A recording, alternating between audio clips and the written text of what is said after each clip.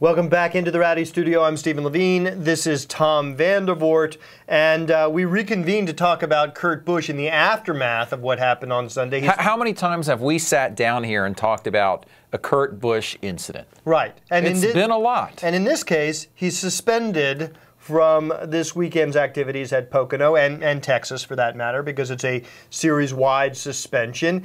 James Finch said they're going to have a come-to-Jesus meeting about his future in the 51 car. Let's start with the suspension itself. Do you think it was warranted? You know, yes, I actually do. And the reason is because this is a pattern of behavior.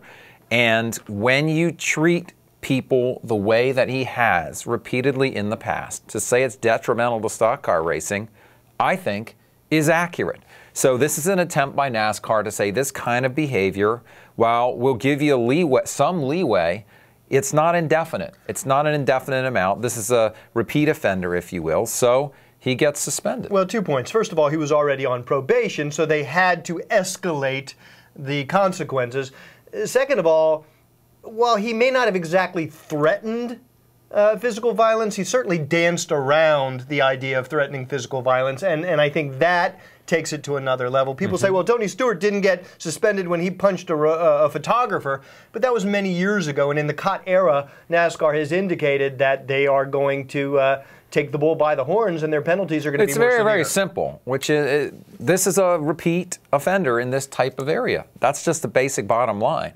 And I think that's really the issue here. It's not so much the specific incident itself, but the fact that, look, if we were to count up Kurt Busch redemption tours, what number would we get to? You'd start with getting punched by Jimmy Spencer.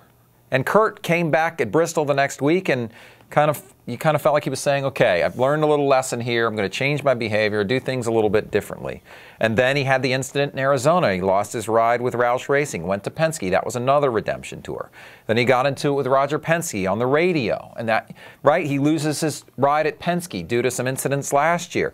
Now he starts another redemption tour with James Finch. Then he comes back and has this incident. Now, when he comes back, it'll be yet another redemption. What is that, 4, 5? Well, so I think that's the issue. Well, so then the natural question out of that is, what is next for Kurt Busch?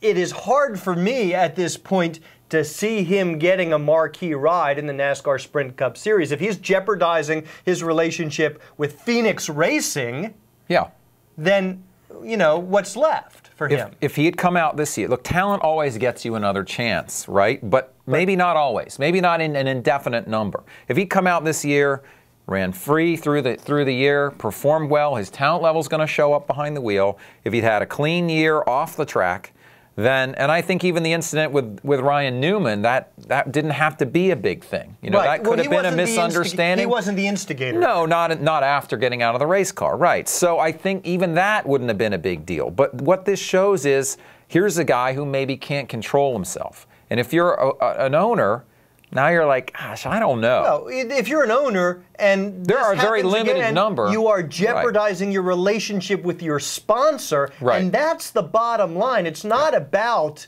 necessarily what he can do for you on the racetrack. And I know purists will say, well, it should be. Well, you know, that's not the reality. The reality is if Kurt Busch runs his mouth and pisses off your sponsor, you're going to have huge issues, and you're not going to be able to put a car on the racetrack. Exactly. You can't race without a sponsor, and you can't.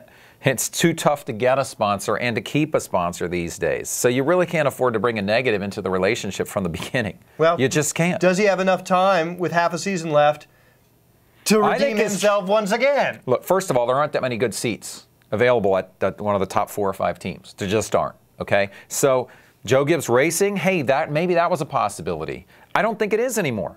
No. I just don't think it is anymore. I could be wrong about that. No, I agree with you. All right. Well, that's Tom Vandervoort. I'm Stephen Levine. That's our take on the Kurt Busch suspension. Thanks a lot for watching.